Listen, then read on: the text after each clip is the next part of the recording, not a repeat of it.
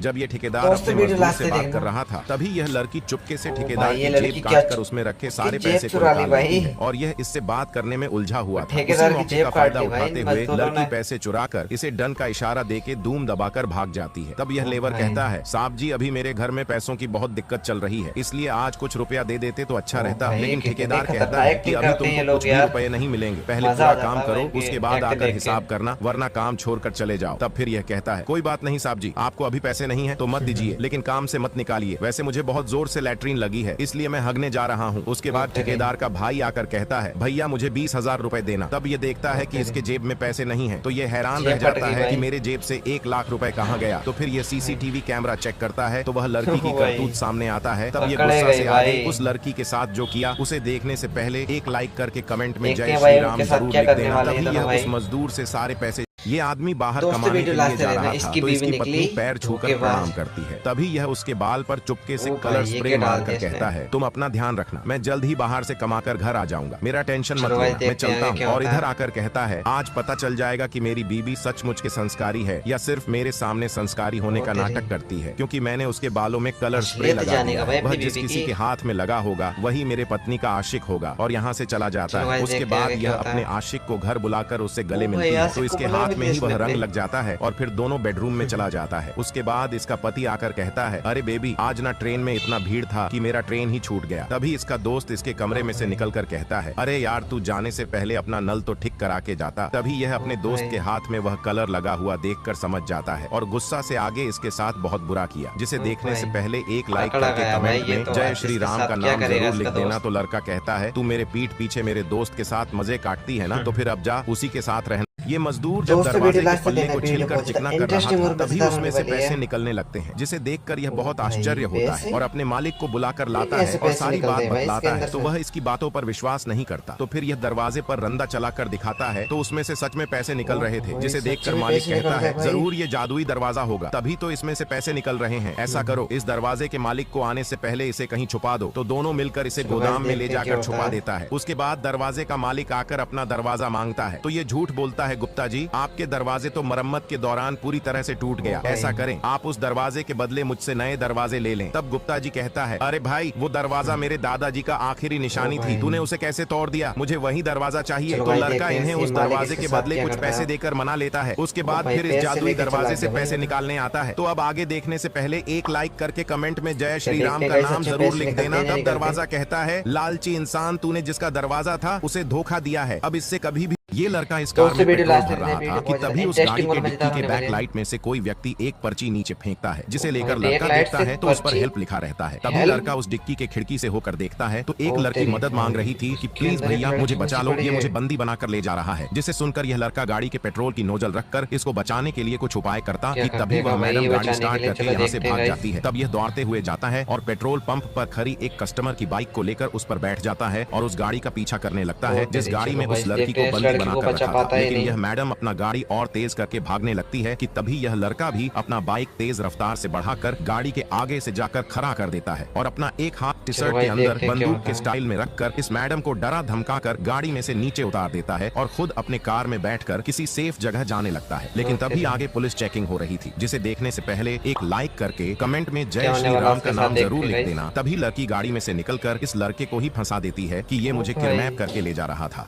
ये सास अपने बेटों से अपने बहू के बाल में ट्रिमर चलवा कर कहती है, ये लड़की घर के काम काज छोड़कर सारा दिन बाल सवारती रहती है, आज इसका बाल काटकर गंजा ही कर दो ना, इसका बाल रहेगा और ना ही ये बाल सवारेगी। तब लड़का कहता है, माँ आप भाभी की बाल मुझसे कटवा रहे हैं, अगर ये बात भैया को पता चलेगा तो वह तो मुझे बहुत डांट सुनाएगा। तो माँ कहती है, वह कुछ नहीं बोलेगा, अगर वह इसका पति है तो मेरा भी बेटा है। तभी दूसरा भाई कहता है, खबरदार भाभी, अगर ये बात आपने भैया को बताई तो मुझसे बुरा कोई नहीं होगा। तब लड़की कहती है, आप लोग मुझे छोड़ दो, मैं अपने पति को कुछ भी नहीं बताऊंगी। उसके बाद लड़की का पति बाहर से कमाकर घर आता है तो अपनी पत्नी से मिलकर पूछता है, तुम अपनी बाल ऐसे दुपट्टा में छुपाकर क्यों रखी हो? तो पत्नी झूठ बोलती है कि वो माँ जी ने ऐसे ही दुपट्टा से ढक कर रखने के लिए बोली है। लेकिन फिर ये पूछता है कि तुम सही सही बताओ, मुझसे क्या छुपा रही हो? तो लड़की इसको सारी बात बतलाती है कि माँ जी ने मुझे गंजा करवा दिया है। जिसे सुनकर आगे लड़का अपने घर वालों के साथ जो किया उसे देखने से पहले एक लाइक करके कमेंट में जय श्री राम का नाम जरूर लिख देना। अब यह अपने घर वाले से रूठ कर अपनी पत्नी के साथ बाहर चला जाए।